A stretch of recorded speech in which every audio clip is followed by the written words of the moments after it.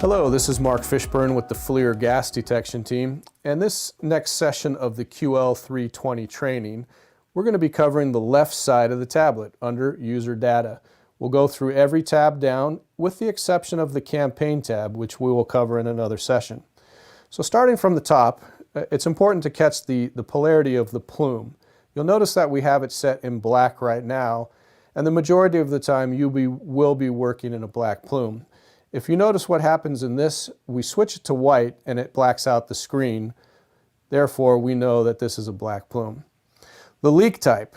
The difference between point and a diffused leak is we know the single source point of this leak coming from the valve. If it was a diffused leak, think of a thief hatch and the leak is actually saturating your screen a bit and you don't quite know where that leak's coming from, you would use diffused. We will leave it in point for this session. Under lens, the majority of your cameras are a 24-degree lens that are out in the field. With the exception of a few 14, you would need to switch it over to 14. We have it defaulted in 24. Under distance, we suggest using just a regular laser finder to get your distance real quick and plugging it in accordingly. Under temperature, it's important to note that the temperature is the ambient temperature near the leak, not your ambient temperature outside.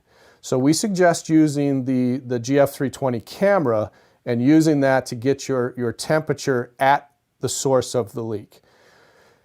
Under composition, it's good to know, generally speaking, in your area, if you have a higher cut of methane over propane.